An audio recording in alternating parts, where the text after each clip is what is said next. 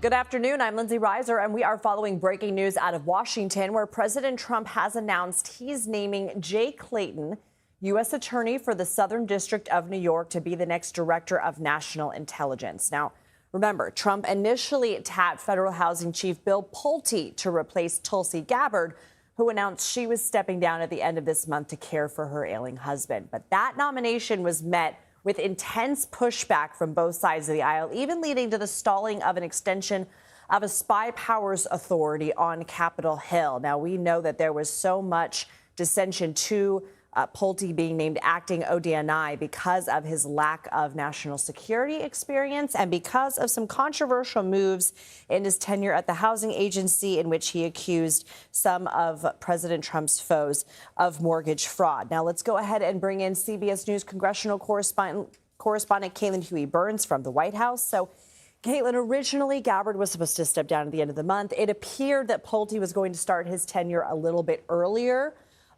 in mid-June, in a few days. That's obviously unclear now. Tell us if we have any clarity on that. But from what I can see from his biography of Clayton, he was chair of the SEC from 2017 to 2020. Before that, he served as chair of the Apollo Global Management Group, a private equity firm. He was an attorney before that. Again, no national security or military experience that I'm seeing. Hey, Lindsay, that's right. So Tulsi Gabbard is expected to leave her post at the end of the month. And as you noted, the president appointed Bill Pulte to serve in an interim role. And that caused an uproar on Capitol Hill, not only among Democrats, but some Republicans, too. And it essentially derailed the extension of the FISA surveillance extension that they needed to re-up. Just today, the House failed to pass it.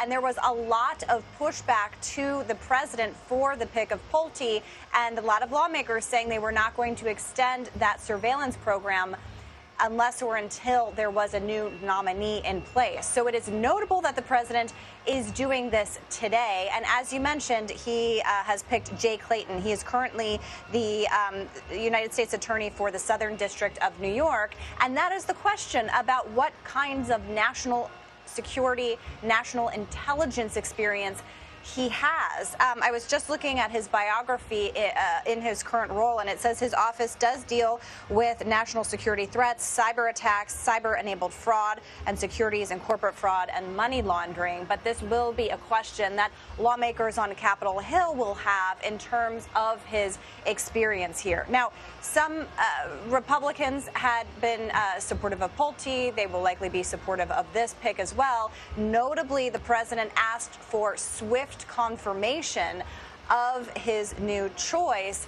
So whether that gets fast-tracked in the Senate also remains to be seen. That is also an open question here. But there is no doubt that this is a pick aimed at getting confirmed, and likely as soon as possible.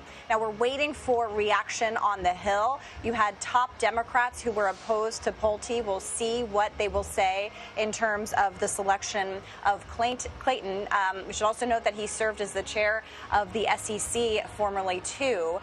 So there will be questions about his qualifications for this role. But again, given the contrast with Pulte, that remains an open question as to whether Democrats would be on board here. He'll have to get through the committee of jurisdiction first and then on to the full Senate. But again, all of this would likely have to move quickly because Gabbard is expected to leave this role, her current role, at the end of June.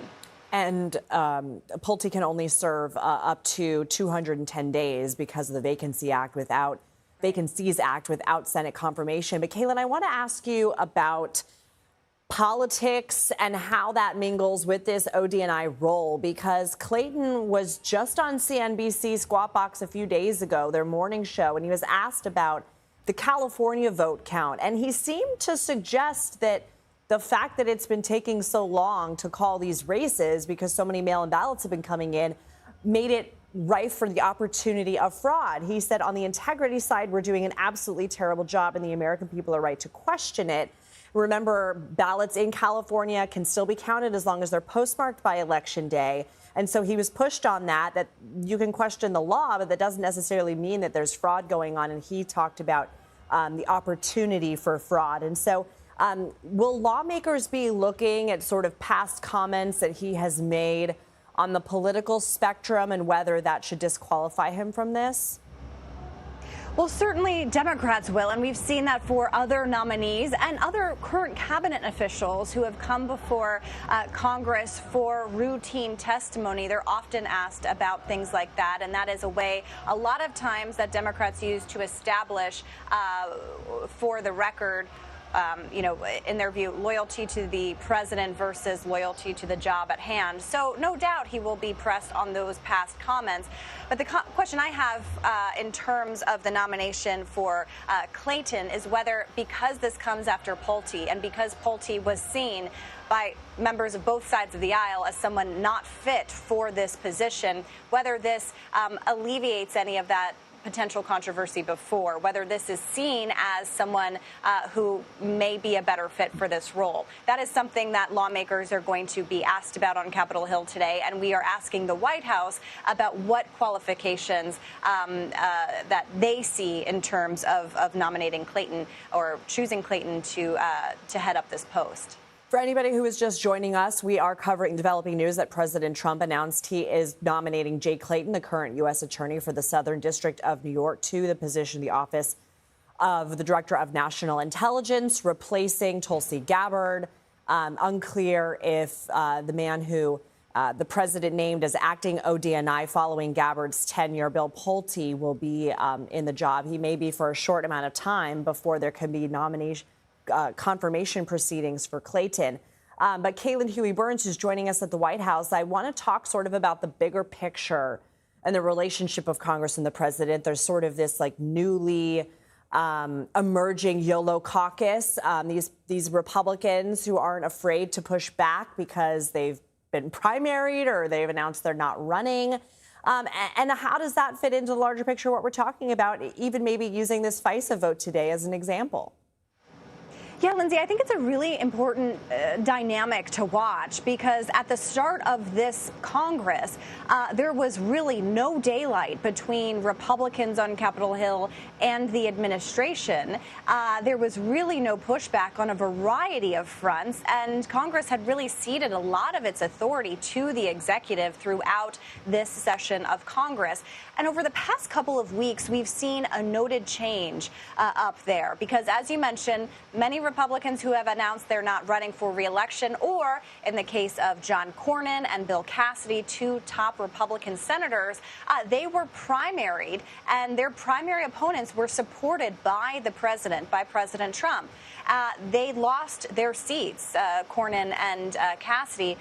Tom Tillis is another one who said he wasn't going to run for re-election, so he didn't face a primary challenge that way.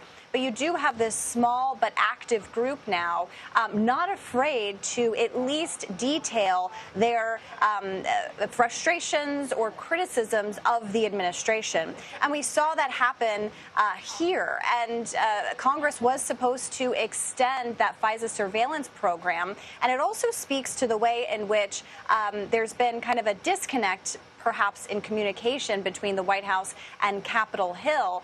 If the president wanted this extension of FISA, which he does indeed want, the question has to be asked why he decided to nominate Pulte in the first place, or at least put him in that interim role, knowing that this would not really satisfy the requirements of those on Capitol Hill. So it kind of speaks to the bigger politics there as well. But that is something that we're watching for going forward. You have less of an incentive for some Republican lawmakers to support the president no matter what, on nominees, on policy, and not being afraid to at least share their concerns or criticisms with the public. And we've also seen it come down to policy. This is not the first time. I mean, the FISA issue is a huge one, and that is supposed to be extended. They've run out of time for that. They're running out of time for that.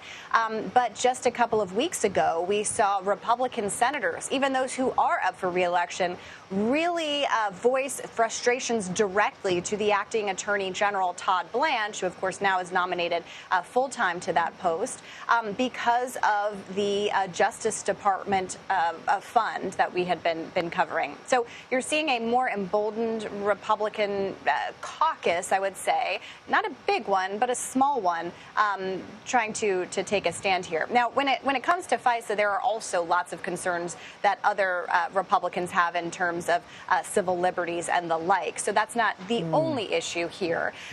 There has always been kind of a pushback to that and wanting some reforms instead of a clean extension of that policy. So that's a dynamic to watch, too.